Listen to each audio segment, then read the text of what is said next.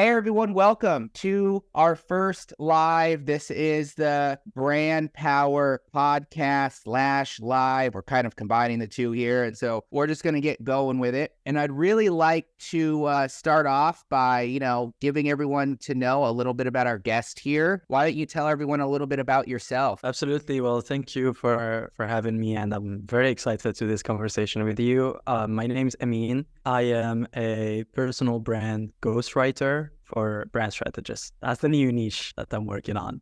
But I've been doing so many other things. I've been building my community on the side. I've been working on the branding industry for a couple of years. So I've done a lot, but I am a misfit. So I really don't like labels. I don't like identity boxes. So I like to call myself a professional misfit, and that's who I am. For now, I'm the founder of the Brand Orchestrate community and business, where we help leaders build their personal brands. And I'm also the writer of the Misfit Way, a newsletter to teach other misfits to learn the skills and master the art and business of personal branding. It's beautiful, man. Beautiful, man. Well, we've known each other for quite some time here on LinkedIn, go back and forth. I think the first time that we got in contact was, I don't know if you ever took one of Christo's courses, but I did too, back a couple of years ago. And I think that's where we first started seeing each other in the comments. We started reaching out to each other. So I really appreciate you coming on to this live, and a little bit about myself for anyone who's part of your community that's jumping on this. I'm Zach Colman. I own a grit and motivational focused branding agency where we help people stay on top of their game and stay mentally fit. And so we're really big inside. We're actually in the process right now of separating out our business. I'm very big, I think, on myself, on community. And so we started to slowly pivot our brand and our business to be more branding and educational. I grew the business to have a lot of marketing clients as well. And I think I went through a period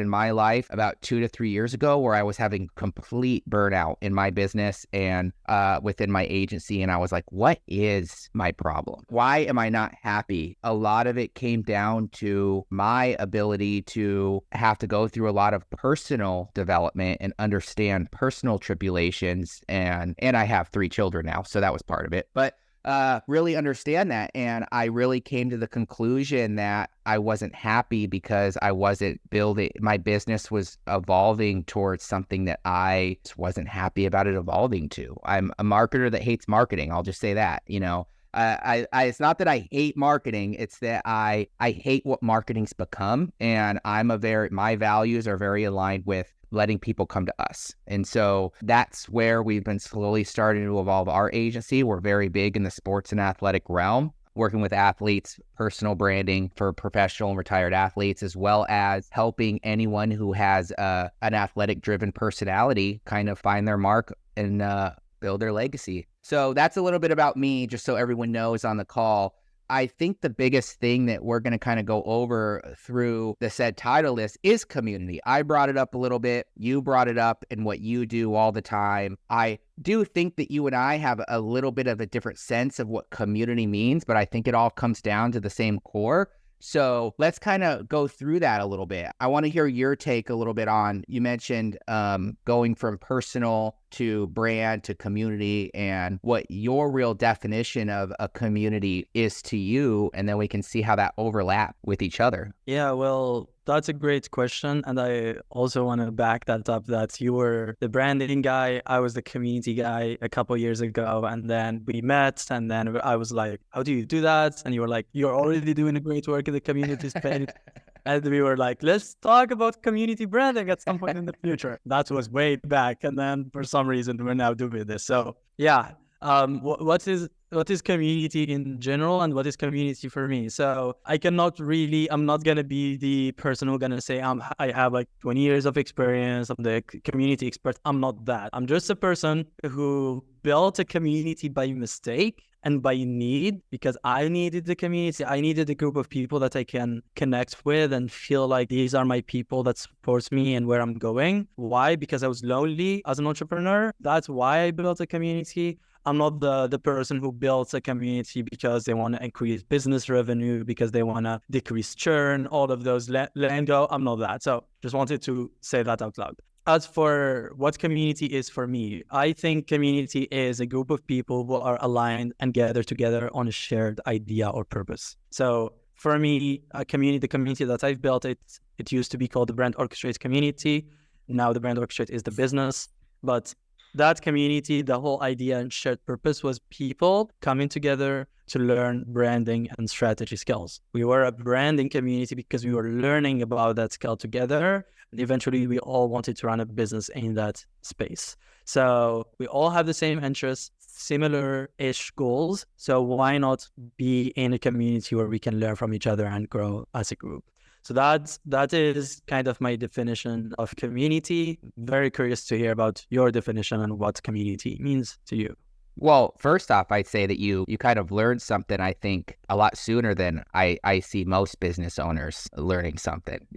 Me, myself, I was very big on, for a lot of people that don't know this, my wife is a family trauma therapist. So she works a lot with personalities, right? And they go very similar to the culture index or any other personality test. They go through a very simple color scale. I think it's gold, blue, green, and orange. And I actually utilize that constantly. My best friend is an orange, and orange is someone who's very, sporadic, that misses stuff. But I'm jealous of him because he'll just, go do vacations with 3 children and around. I'm like, I wish I could do that. I'm more of a blue-green. And the reason I say that is because I'm a technical expert. Like, I am very good at getting in the weeds and looking at numbers and creating SOPs, but I'm also creative and a visionary. Those things tend to clash with me quite a bit. And so me personally, it took me a while to get to the place that you found out quite early, which is the community is all about what you said. It's about personal. It's about you're taking your values and you having your own values and then aligning those values with the people that you interact with and help, and that's very basically the simplistic portion of it. And that's what I realized within my business really that wasn't making me happy was I had a lot of clients. Some of them were great, but some of them weren't. They didn't match our values. They were what I like to call money hungry, and it was all about the money to them. And nothing against people that want to make money. I think we all have to make money. We have to survive. But I got to the point where I'm like, my biggest value is integrity and honesty. And I'm very big on the people that I talk to be honest with themselves and with others. And so your definition of community is very similar to mine. I like to put it in the realm of in stages in how people usually tend to get to becoming a community brand, but the definition is still the same. The values of you and your team, as well as you and your clients, making sure all 3 of those, the leaders, the team, and the clients are all aligned on similar values, similar goals. And they're all kind of, they have that need to all want to do the same thing. Yeah, I love that because that also broadcasts and shows that the branding in you, like the branding skills that you have within the community, because what are these words like values, shared purpose, positioning, a group of people are aligned together. All of these are kind of branding language. So to me, it feels like you get into the community as a way to practice the branding that you know. What could be a place that shows branding in action? Because not most of us have the privilege or have the clients or have the brands to work with. And even if we do, we're not in their business to actually act on their brand. We might act as consultants, as strategists. We give them advice. We tell them what to do. We show them how, but we don't do it for them. So for me, it feels like community for you. And this is actually for me is like a way to practice the branding that we have, to see it in real life. And honestly, it was probably the hardest skills for me to learn, which is to not just build a community, but also to be in it, to practice it every single day. Very, very hard because it's like your values have to be on checked almost every single minute of the day because now you're interacting with people, you're showing your real self and you're having this kind of contribution to the society and you cannot miss. So this is really where you see those values as truly as they are because you cannot fake them. And if you can fake them, how long can you last? So we talk about branding as you can develop a set of values, but how many brands say we have this value that not actually act on that or not actually present them or just use it for show off? But in the community space, you can also do that.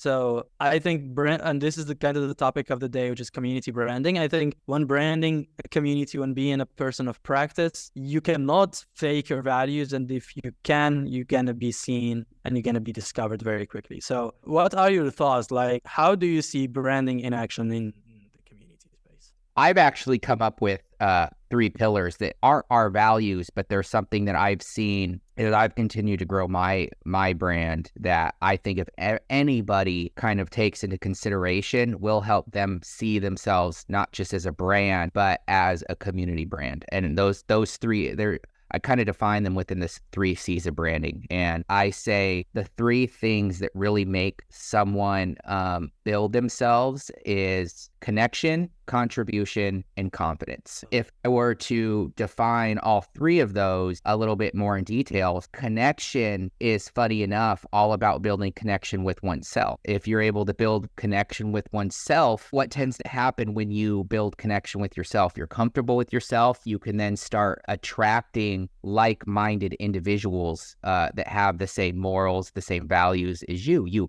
You tend to become friends with people or become partners with people that have similar values, right? And so as you evolve, there's nothing wrong with your values changing. It's basically what the sense of a rebrand is, right? If you want to put it into technical terms, that's a rebrand, personal or corporate. And so connecting with oneself, I think really understanding what you value, understanding, being able to, and I mean, I'm not perfect at this either. These are always evolving things, but connecting with oneself, being able to take time for yourself, take time for your family, find the things out of work that really make you happy, but then aligning yourself with those people. And so for instance, when we bring on our employees, I really make sure that, I'm very big on, hey, like, I don't want you to work hard. I want you to work smart, work simple, so to say. So I'm very big on, hey, I want you to take personal time. And that's why a lot of our employees, I make sure that when we bring them on, that they follow those values. Because if not, there's going to be some clashes. Maybe they're just not a good fit because they have different values, so contribution, on the other hand, isn't what everyone thinks. I think a lot of people consider contribution as going out there and, I have to go give this homeless guy $10, or I have to go, give money to a food bank. Right. Oh, yeah. There's nothing wrong with doing that stuff, but I'm very big on, no, contribution is really your who. Like, who are you contributing to in the best way you can? And to put it in not selling terms, but put it into more growing terms of an individual, don't look at your business or your brand as trying to have an agenda. Don't have agenda-based goals. And so what I mean by that is, if you're on a sales call, don't be like, I have to sell this guy. I have to sell this guy. Be like, how can I contribute to this person the best way I can? Think that in your head multiple times.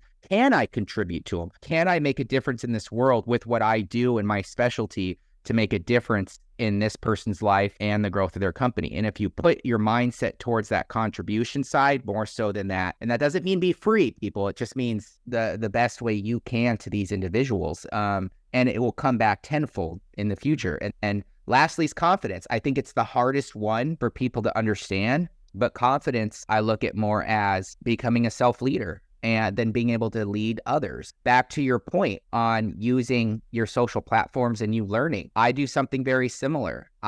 As I started to develop my personal to-dos every day on things that make me happy and bring more of that creative stuff back in, I started to journal every morning. And I love it now. It's like I can get my creative juices out, but then I write all my social workouts. Yeah, mental workouts. And then I actually use those for my social post. And so it's me learning at the same time. And that's leading by example, right? It's allowing me to tell my team, hey, I'm taking time to learn this.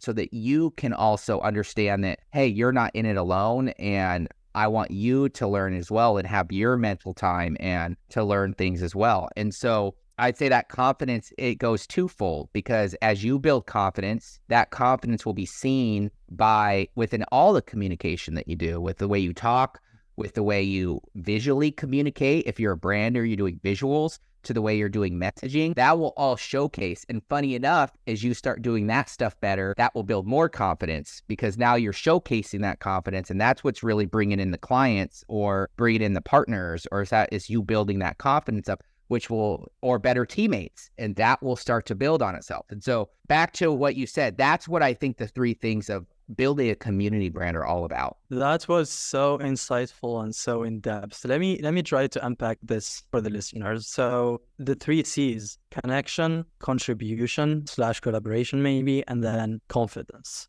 I love the way you're channeling every C to self-awareness, to self-learning, to self-improvement. It's like connection. If you want to connect to other people, if you want to build a connected community and economy, you first have to connect with yourself. So it's like all of these C's are like twofolds. It's like if you want to contribute to someone else and help them, and even if it's business or not, let's just say it's business and you want to sell a product for someone, you need to contribute to yourself by learning the skill that builds that product. And if you want to be confident in leading other people, in leading that community, in leading those employees, you first have to know how to lead yourself. So I really love this because this is somehow the connection between community and personal brand. It's like, how can you build the community? You have to be a community leader. You have to lead this community by example so that other people follow you. That's the community model. But then how can you be a community leader if you're not confident in yourself? If you don't have skills, if you don't learn about yourself and experiment and discover who you are and what your natural abilities and skills are in the world. So it's like you have to learn that for yourself before you jump in the leading position of saying, oh, I want to build a community. Everybody can say, I want to build a community. That doesn't mean that everybody should. That doesn't mean that everybody can. So I even want to push this even further. It's like a community is not something that is always about building like a product and then a community around it, or a service and then a community around it, or a brand, quote unquote, and then like something that sells something, then adds a community as a central of communication to it. I think that's the wrong way to go about community. I think community could be everywhere where you're contributing to. So you're a business leader, you're a manager, you have employees under you. That's your community. Those are the people. So who is your community? It's the people that you spend most of the time with. Right, that's your community. How can you call it a community if you don't spend time with them? So you have to spend time with them. So you're an employer and you have employees under you. How can you be the best community? How can you be the best community server? So how can you build a community of service to those people so that those people rave about you, speak about you, tell other people you're a great leader and stuff like that. Same goes for family and relationship. Who's your father? Who's your community? It's your wife and your kids, your cousins and whatever. It's like, how can you be of service to those people so that they feel like you're a great model, a great father, a great leader to the house? That's your community. A community could start small before you think worldwide community building in business. So I think that's how I see community. And I think it's like a life skill, not just a business skill, not just a branding thing. The better you are at doing those two things, the better you are as a servant leader, plus as a personal learner about yourself and develop yourself. I think those two skills and those two things make you a great community builder.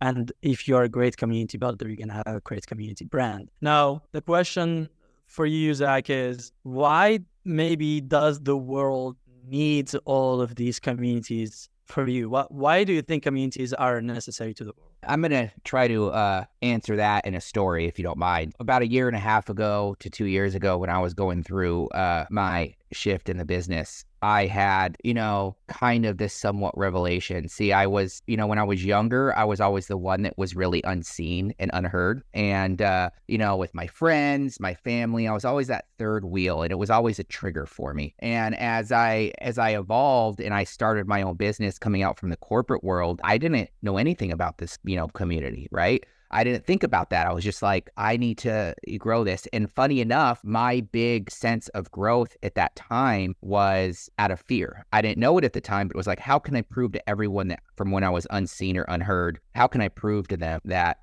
I can, make it big, or I can make all this money or something like that. And it wasn't about, 3 or 4 years in, I realized when I started figure out why I wasn't happy, that the way I was interacting with people, you could go back to, helping to solve that loneliness aspect. I realized going through all my businesses, all my stuff, that I'm like, okay, well, I have a good amount of money now. I'm pretty successful if people were to look in the inside of my business, but I was still not happy, right? So I had to understand why. And yes, being unseen and unheard, funny enough, is what probably evolved me to a certain point on getting into branding to begin with, because now I like helping other people feel seen and heard, Right. But it was that situation that I'm like, my heart always fluttered, or I got butterflies every time I'd watch like a video on someone helping somebody or doing something better for the world. And I'm like, I want to do that. And I didn't realize that I was doing that. I just didn't have the right mindset for it. And so as I started to continue to work with clients, I unfortunately started to see this evolving spectrum. And,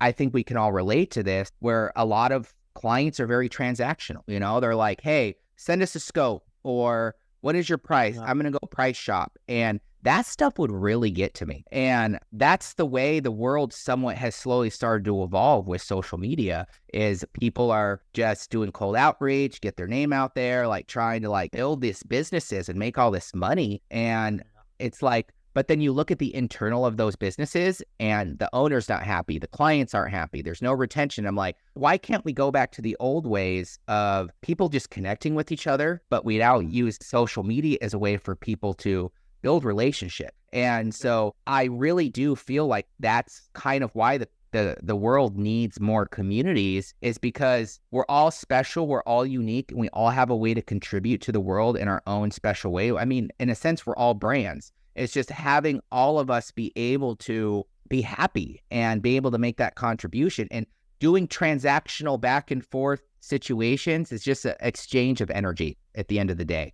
And I'm like, it's not great energy. I'm not getting to know my clients. How can I help them if they're just asking what my price is, And so I had to come to that realization that that's just not the kind of people I wanted to help. And unfortunately, not every single one of those people, like you said earlier, not everyone can build a community. Not everyone wants to. So how can we make this world a much more better place, and a much better place for people to contribute, give back, and make money that everyone kind of deserves within the value that they provide? It's building communities together, helping each other. And you're right. It's not just about the team. Building a community is team, it's family, it's finding other things in the community that you can possibly give back to that make you feel happy.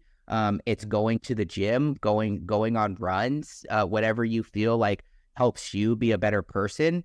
But it's also about clients, and it's that sync of strategic partners, clients, team, and all those together. If you can build all those in sync with your values and your aspirations, then that is what a community brand is. And that's what I think is really going to help everyone strive and have us all get away from this transactional way of doing things. I really love that. I resonate with that a lot. And if you guys, whoever is watching this, maybe the 4 of you live on LinkedIn, let us know if you like this conversation, share something, share your thoughts about community. We would love to hear that. I love the idea of, and I think, I don't even know the technical word for this, but it was a recent shift in economy, where we moved from the connection economy to the transactional economy kind of thing.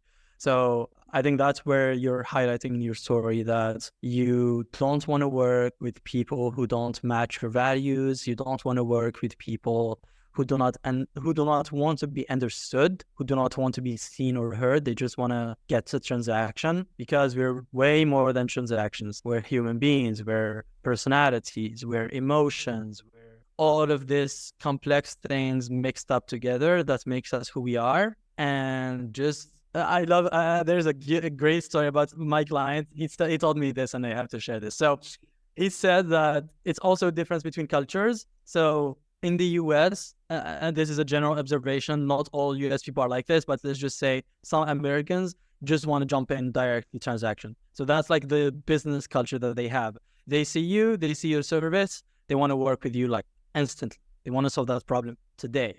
Versus a culture like in the Middle East, this is where I'm coming from. It's like for someone to want to work with you and pay you, you have to go to like 20 different stages of like building an actual relationship before they even want to work. So stages like, okay, I'm going to invite you to my event and I'm going to test you. Are you sociable? Are you likable? Are you not offensive? Are you not going to pick up a fight with someone? Okay, test number 1, passed. Test number 2, I'm going to invite you for a dinner outside. I'm going to talk to you one-on-one. I'm going to see, are you cool? Are you a good person to vibe with? Are you respectful? Do I like you personally? Test 2, pass. Test 3, they invite you to a private dinner in their home with their family. Now, my family needs to like you first. If they like you, then maybe it's going to work. So that's the whole culture thing. And I actually really love that, because you're not just working with someone for a short period of time. Sure, that could be a business thing, but you're also winning a person for life. You're like making a friend or a partner beyond just business. And I think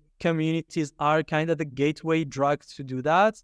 Because, for example, within my own Brand Orchestrate community, the way we were building this is, sure, we're all here to learn brand strategy. We're all here to get more clients. We're all here to get better at the job.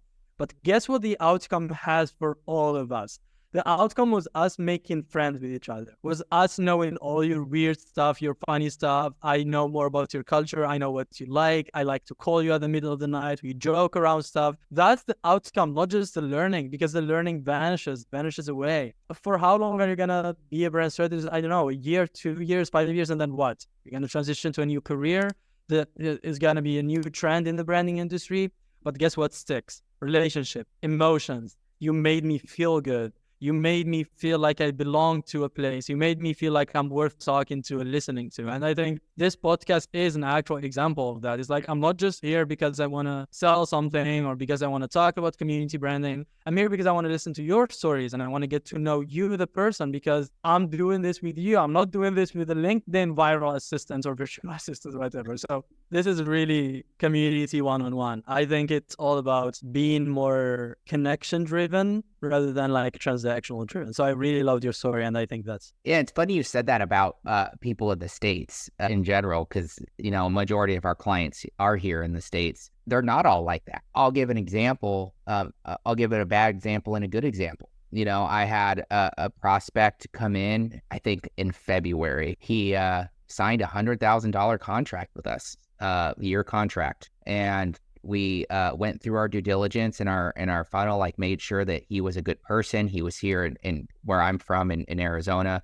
And so he was local. I kept saying, hey, we need to meet up. We need to meet up. He didn't have time, but we kind of started putting him in through our system. And within a month and a half, he started questioning things. And what I call ex-girlfriend syndrome, but you know, he had a past agency that he didn't enjoy working with, and he was putting all his anger out on us. And I had to keep telling him, I'm like, for a couple of weeks there, I was like, hey, like, this is what's going on. Like, we're not your other agency. Like, we're here to help, but you have to let us do what we need to do. He ended up, you know, about 3 months in, not to say he was a narcissist, but, you know, he was very different on the phone than he was in email. And I ended up a very hard decision. I had to fire him because he didn't match those values. That's a good example of, he was very transactional. He ran out of fear. And funny enough, he owned a wellness company. And so that in itself, I was like, well, if this is how you act with trying to make money, then I don't even want to know how good your products actually are. The vice versa, you know, I had a client, my second client I brought on when I started, you know, we went through a downturn during the phase of 2020, but he's back up now. And we have calls. Yes, he's not someone that larger people that run businesses, they're not going to be able to jump on the phone all the time because they're running business. But, you know, what I do enjoy, we do talk our business, but we will have conversations. For instance, I'm not going to say I'm a video game geek, but we were both very excited about Starfield. And so like we'd have conversations about playing Starfield up until it came out for like 20, 30 minutes. Those are showcasing that, hey, you're right. I think that in America, there is some of that. Could also be a limiting belief. I think it's just really the psychological nature of people and the type of business they want to grow. Do they want to leave a legacy? Do they want to grow something to help others? Or are they just in it for making that money? And nothing wrong with making money, like I said, but I have noticed there was a stat that came out that I'm using as part of my TEDx talk. I think everyone knows that it says 90% of businesses fail within the first 3 years, right? I think everyone knows that statistic. further on with that is it states that a lot of that 90% fail due to the well-being of the business owner. So if 90% fail to the well-being of the business owner, and then there has been stats within the same paper that I read that state that more people build better perseverance, grit, that they move along and are further happy and successful when they have a sense of purpose and belongingness around a community. So wouldn't that offset that? Like building a community, wouldn't that be something that would be like, oh, if that helps with the success and the happiness, wouldn't that help with the well-being of the business owner, which would hence lower the cause of closing businesses and brands? And so I somewhat agree with you. And I think that it also does affect your culture. Like for me, for instance, I'm very big in the Hispanic culture. My wife is half Hispanic. So our children are 1/4. Growing up, I had a lot of friends in that culture. I love that culture. And so a lot of the employees I bring on are part of that culture because they also really love culture and values. And so that's what I started to grow my internal team around in that part of the culture. So it doesn't just necessarily have to be a cultural thing. I think it's really just a psychological thing on people in general. It may be more in the United States, I'd say. You're probably right, but still an interesting thing that you heard. Yeah, I definitely was trying to be specific that not everybody is like that. 'Cause even in the Middle East, not everybody wants you to get to their home in like day one. Like, I don't want that. So yeah, it's definitely a psychological thing. But I love how you were sharing about how community could be a source of happiness to a business beyond just making money. And I want to speak for the creative people are just like me. I have that burden of my brain fighting together. So here's what I mean. And I think a lot of people could relate to this. I am a creative misfit and I have ADHD and I am all the creative things. I love creativity. I love spending time with creative people. That fuels me. But at the same time, I need to run a business. I need to make money. I need to be analytical. I need to figure things out. So those two things always combat each other, although they don't have to be. Sometimes they can bridge them together, but most of the time they are always fighting. So if I'm always focusing on the creativity, I'm just like, oh, let me just talk about community all the time. Let me just hang out, spend all of my time with creative people. I'm going to struggle financially. I'm going to struggle to pay the bills. I'm going to struggle to have the client figure it out.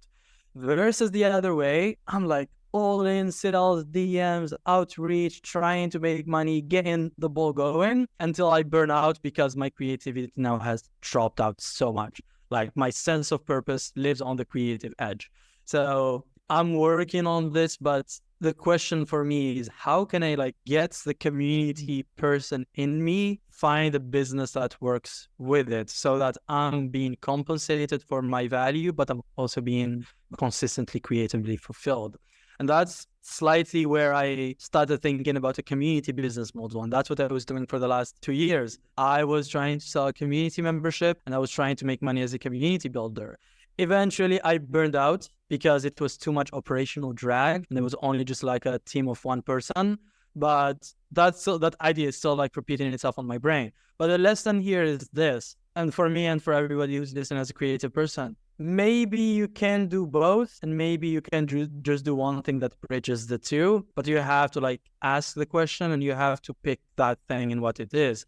And that's why I'm now calling myself two things. I'm calling myself the ghostwriter for the senior executives, whatever, to make money, but I'm also calling myself a community brand minister of loneliness. Big title, but it's the thing that fulfills me because I feel like I'm fighting against loneliness in the creative sphere. I feel like a lot of creative people, a lot of creative entrepreneurs are lonely because they don't have a community to belong to, because they don't ask for help, because they don't go to therapy, because they don't do a community meetup, they don't try to organize an event or go to talk to a stranger or just do a very small thing like reaching out to someone that they don't know. All of these things that are community activities, I feel like most people are not doing that. Maybe they're afraid, maybe they have a limiting belief, maybe they are not confident. And I think the confidence relies back to the three C's of the community. But that's what I'm trying to do. I'm trying to do two things. It's very hard, but it's also worth doing.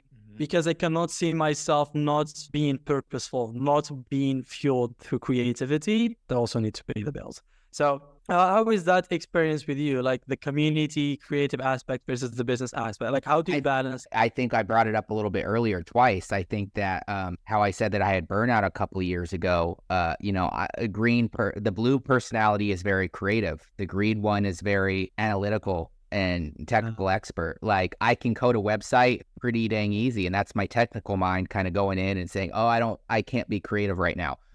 So the creative side, and that's funny enough, through my experience, I realized what was missing was my creativity kind of went out the window. All my clients are marketing clients. And so it's all numbers, it's all showing reports, it's all operations. And there was no internal collaboration, bringing that spark back in, so to say. And that's what I was missing. And so, the 3 stages of getting to community brand, which is your personal brand, you're a me. So I like to say, in short, you're going from a me to a we to an us. And so it very much collides with if no one knows this term, the valley of death period within business. There's multiple stages of valley of death, which is I see as a huge mindset shift for everyone. And I was in that first valley of death stage. But what I did is I didn't bring any of my personal branding stuff in. I went straight to corporate brand because I was in the business world for so long. I came right in and I said, I need to delegate. So I came in and I basically became a glorified manager, but I didn't have my voice, my tone, my aspirations. So I actually had to take a step backwards to take 2 steps forward, myself. Other people, you can start if you're a personal brand. If you start out and you're like, hey, I'm working on me right now. I'm building my values, my aspirations, and then just work very slowly within that and start to be like, all right, what is the one thing I can push away right now that would help free me up some time and I have enough to hire someone? They don't have to be a leader role. They don't have to be a technical role. You could even partner with somebody else if you're very small, but who can I bring in? And that's how you're going to start going to a we brand, is you're going to start bringing like-minded other business owners or team members in. To go to an us, it's just kind of bridging all that together, right? Is saying, oh, I'm at that point. And within a valley of death stage, which can happen anywhere between 100 and I'd say about 300,000, depending on your business model, is you do need to start delegating a lot more, And so you kind of get to a point, and I did do that. I was at a point where I was like, man, I have to take a step back because my business is not going the way I want it to. And so back to your original thing, I had to realize something myself. I grew our business to around 400,000 to 500,000 a year. And I was at that stage for multiple years within this cycle. And I had to be like, I'm not happy. And so back to your point, like, how do I do what makes me happy? Branding was always in the project side for me. I love building things. I love the creativity. That's what was missing. But my business was kind of going towards a different audience. It was going towards that transactional type clientele. So very similar to you. But from my perspective, I had to realize, all right, starting a second business or starting something that can separate my audiences isn't necessarily starting over. I'm building wisdom, right? And so I actually did. I'm in the process right now of separating my businesses and my clientele, doing my best to keep around the same operations so that I don't reinvent the wheel. Because I think us creatives, we like to reinvent the wheel like crazy and visionary. So we are separating our models. Creative is becoming much more of a branding and educational company. I'm going to go be speaking a lot. I'm going to go out and do a lot of speaking arrangements. I'm going to do a lot of higher end projects is our goal with that, with branding and web development. I'm very big on, I was missing the fact, very similar to you, of community, helping people find their true passions. And how do I do that? I found ways to do that within our branding development. So I always tell clients, we develop a brand for you that helps develop you. Like, we want to go in and we want to have our discovery be all about this kind of stuff. Like, let's really get to the deep of your why. Let's get to the deep of your who and your how, and come up with a strategy, right? And so our marketing clients, on the other hand, some of them are like that. Some of them really want to get deep in that brand, but the ones that don't, I still need to make money, right? And so we are separating out and we're kind of going full transaction. We are going full transactional, but with that, they're not going to get our strategy. We're just going to say, hey, you're going to follow these systems. You're going to have an online account manager and you're going to have this. And so there's nothing wrong with back to our original point earlier, transactional type situations are not probably what's going to move the needle. But unfortunately, there are still people out there and certain audiences that follow that mythology. But I can't let myself overserve or get down by those clients, right? So I have to develop a new model to be able to handle that. So that's what we're doing. And we're not starting over. We're just separating our audiences and making sure they combine. If someone comes to Gym Mark and they're going to come in and they're going to be like, oh, we want someone to really help us, then I'll teeter them over to creative. If we do that, those clients that are like, oh, I don't like you, be like, oh, go here. But if you don't sign up, you don't sign up. It doesn't really matter. Here's the sign up for Gym Mark, blah, blah, blah, blah. And so I can still make money because you're right. Like business is still going to be run on money and operations and processes and team. But we all have this gratification, especially creatives, where we want to follow our passions, right?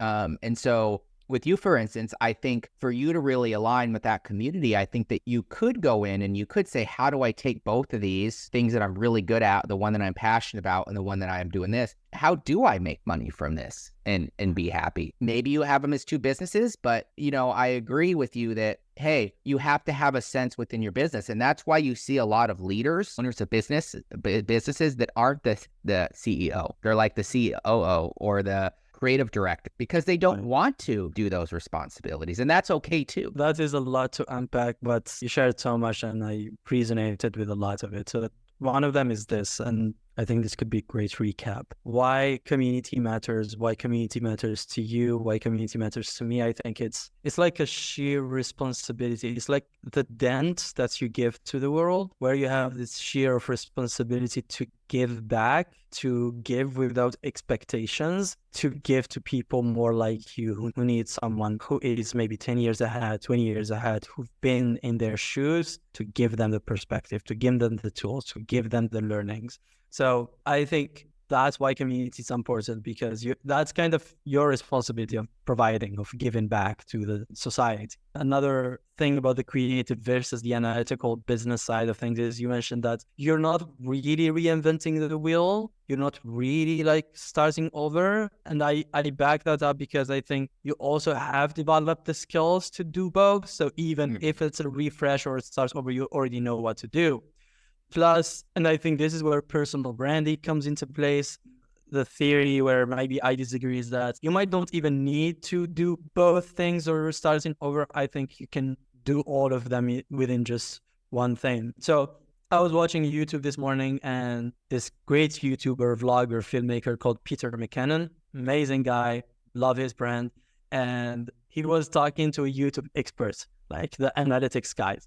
And he was telling them, how can I make my YouTube thing grow more? What should I do? And the person started to show him his analytics, and he showed him that your YouTube channel, why people followed you for your YouTube channel is for the tutorials about editing videos that you were making way, way back, like 5 years, 10 years back. He's no longer doing those. You don't even, most of the people who knows him right now don't even know that he was doing tutorials, but that's why people subscribe to him. And then Peter answered in a very creative, beautiful way that I realized. And he said, but hey, I grow as a person too over time. I cannot just be making those tutorials over and over again. That's not who I am. I was back then, that was my thing at that age, at that time, that's the skill. But now 10 years ahead, I've grown. I have different interests. I have different passions. I have different goals. And my brand should be aligned with those new things that I'm doing. So why should people follow me for that? And that person answered, and this is really the moment where my brain like lights up. He answered that people follow you because of you, the person, not because of what you do. So even if you reinvent the wheel 100 times and you're doing swimming school, like swimming lessons for fish, and you have your character, personality, and your vibe, and you bring in that up, people would want to still stick in and hang along with you because of that. So I think that's really the beauty of personal branding. And that's also why I picked personal branding as like a niche or a way that I want to deep level into, because for me, personal branding encapsulates all of this. It encapsulates my own development as a person. So the person side, my development, self-leadership, self-improvement, self-care, self-love. It's all about me. Personal and branding, that the branding side is my brand that gets you along my journey, all my journey.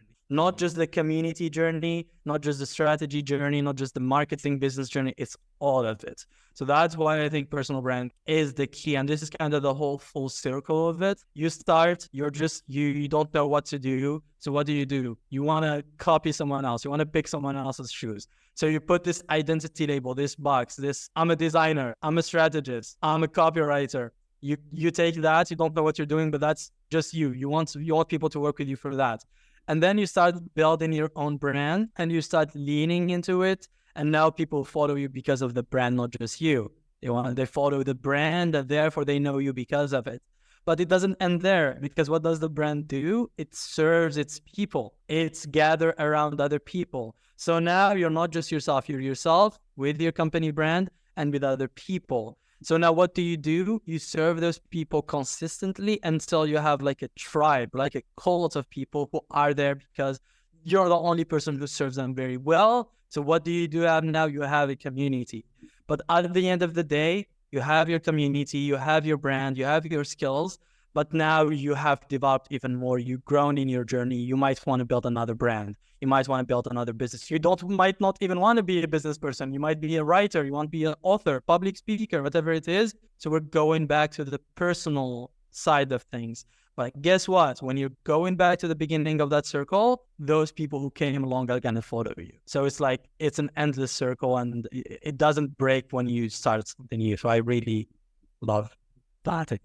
No, I think that was well said, and that was beautiful. I mean, I think a good example when I said I had to take a step backwards. So like, for instance, our YouTube channel, I think we have around 4K followers right now. And a lot of our videos that are still being watched are sponsorship ones. I'm very big, like I said, in the athlete realm, but in that market, a lot of people look at branding as we just want sponsorships. That's what branding is. Like, get me a sponsorship. That's not what branding is at all. It's like that is it. It's about aligning your own brand, blah, blah, blah. But I'd get a lot of people that would contact me and I'm like, I don't do sponsorships. Like I tell them all the time, like, no, we help you build your brand. Like that's what we do. And I didn't like making those videos. I didn't. And a lot of our older videos were very technical because I was just learning YouTube or just doing that. And we've evolved it. And I've had people look at my channel too, and I've talked to other creatives of larger channels, and they were like, man, we do these videos, they get all these views, but that's not what we like to post about anymore. And I said the same thing. I think the biggest takeaway you could take from that is, but those people that you're getting the views from aren't the people that you've evolved to serve, right? And so you're allowed to understand that, hey, 20 views. And it's funny because my brother-in-law says this to me all the time. He's like, but your videos only get like 30 views where they come out. And I'm like, dude, I'm building a branding channel. I'm building a community. I'm not building a guru style, and I think the growing process is part of it. I'm not here to tell someone how to make $1 million tomorrow, because if I was, I tell you it's hard. I'm not going to tell you it's easy because it's not, but people also need to take steps, right? And so helping them along my journey and telling them about branding practices and helping them with certain things is what I like to do. And so that's where the channel is evolving. And I don't like to do those other videos, so I don't, even though they get a majority of our views. We have videos. What I also love about what you said is this. So we're in the beginning of the journey, like the YouTube journey, and you only have like 20 views or 30 views. I would bet that you must almost like know every single one of them. Like you almost know who's the person viewing your videos. Here, let's flip it. Let's say you're Chris Doe, you're Denko, or whatever. You have millions of followers on YouTube. You don't know the people viewing your videos. You don't. Like, you don't really have a community. You have an audience, and that's an even bigger topic that we might uncover the next time. But an audience is not a community. A community is the people that that knows you, that you can back on, that you can rely on, that they can rely on again onto you. And that's the beauty of the smaller steps of the journey when you're starting out. The people that are supporting you, and the community that you have. That's a scarce thing, because the biggest creators, the biggest YouTubers don't know who are supporting them. It's just a number on the screen, and that's sad. It is, and it there is a fine line. I do see someone like Christo going on and you do get to a point where you're big. But he did put something out there the other day himself that I thought was quite interesting. A video he put out where he brought up, he had a lot of haters talking to him about how he sells value and how he tells people how it seems like it's really harsh what he says. And he actually came out and said, for all those people that say this, just know that's not, what I'm trying to contribute to here. That's not what I'm trying to do. I'm really trying to help you understand the point of value and do this. You may have to watch it to get what I'm talking about. But then he put a post out and said, hey, I'm wondering why this got so many views. What do you guys think? And it was that he was vulnerable. He was able to come out and he was able to say that. But back to your state, he was somewhat watching the best he could some of those comments. So even the bigger channels, the good ones, yeah, they still have to systematize. They still have to build a community around their team. They're not Evel Knievel. They're not gonna, well, I don't know if Evel Knievel worked 80 hours, but they're not gonna be able to work, 90, 100. They want to have family time too. They want to be able to grow and do things as well. So yeah, you're right. As you get bigger, that is kind of what happens. But being able to still have that sacrifice, but being able to still have that human connection with people. I tell all our clients all the time, like, hey, get it, like, you're busy, but you being able to go on and just showcase to someone that has a comment that needs a little bit of help, and you're willing to spend a minute, writing a comment and telling how this is what you should do. I love that stuff. When we start getting that stuff, that makes my day. And so that's and that's still giving value, right? And so just understanding that there's small wins, there's small contribution, there's large contribution, but it all comes down to how you see yourself in your brand. And those bigger channels, unfortunately, if they're not in branding, they may get it, they may not. I think Alex Hormozy just wrote like 3 months ago in one of his channel how he's like, I'm just starting to realize why branding is so important. And because he was in sales, he was the transaction guy, so it does take people different amounts of time. But back to your point, yeah, I think that you have an audience, not a community. And so like really trying to build that community, there has to be a lot more interaction and willingness to give back. Yeah, I think that sums it up very beautifully. And I might just add that branding is also not for everyone, because when you're branding, you're dealing with people. So if you don't like people and you don't want to deal with people and you don't want to try to understand them and care for them and help them and serve them, then maybe branding is not for you. Maybe community is not for you, because even business could not be for you, because even business is about people. So that's all a transactional thing. But yeah, final thoughts could be, it's a good skill to learn, and everybody can change to the better if they want to. But as you said, $1 million is hard to get there. I think building a healthy, sustainable community brand is also hard to get there. It's not just us talking about it and then you tomorrow just finger your fingers and then you're like, oh, let me just build a community brand and I'm happy, I'm successful, all of that. No, it takes sacrifice, it takes grit, it takes patience, it takes help and partnerships and collaboration with other people. It takes real, genuine interest of me actually caring about giving and helping you, not just about the transaction. It takes time and it takes patience and confidence, and all of those together, then maybe you will eventually not burn out and avoid the mistakes that we made, so that you build the right community for you. But hopefully this video encourages a couple of people to either learn a thing or two about community branding, or actually help them to take it to the next step, which is taking action on making their communities better. Yeah, I say, any last thoughts? I say back to what you said. If you're just starting, even if you're not just starting, or you're a little bit of unhappy or you're a little bit unsettled with where you're at in business right now, yeah, branding may not be for you. It's not just a business, but, in your business, you may not even be at a point where you need that stuff yet, But if you're just starting out, or you really want to take that first step, the biggest thing that my recent coach I've been working on, because I've been really this year, my biggest learning thing this year is how do I become a better leader? Like, that's because my mindset has shifted. I'm like, how do I become a better leader? So I've been really working on my speaking, really working on my communication skills and my personal values, really aligning with my personal values. Because if I'm ever going to bring on teams, of course it's trial and error, but really understanding my true authentic self, for not just what I think, because as you're aware, coming on these lives, being yourself, speaking communicating. It's a lot harder than people think because they start following these trends and they start going, oh, I'm going to go out there and I'm just going to say what this guy does. And I'm going to start going,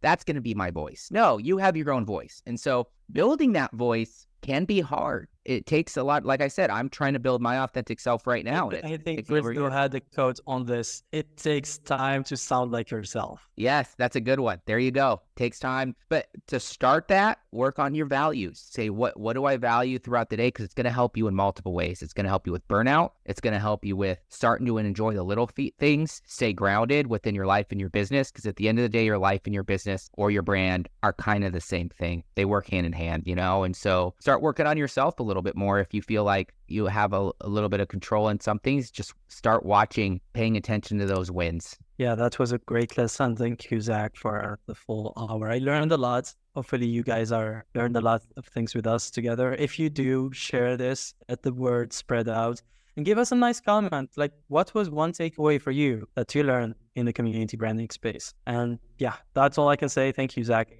And just take us home. Well, thank you again for being on. I'm the host, so thank you for being on this. Will also be sharing this live on our podcast, and it will eventually go onto our YouTube channel as well. We'll spit it out for all of you guys. And so if you want to see more of that, you know, you could just search for our podcast. It's the Brand Power Podcast on Apple or any of the streams.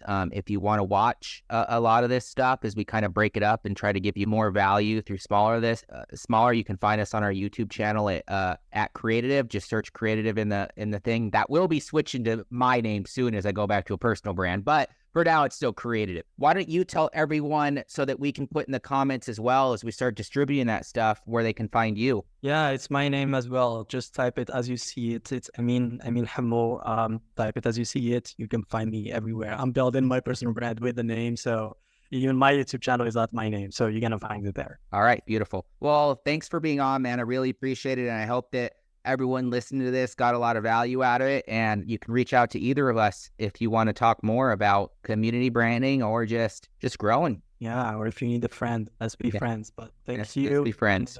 There you go. Thank you. I will see you all in traffic. Thank you.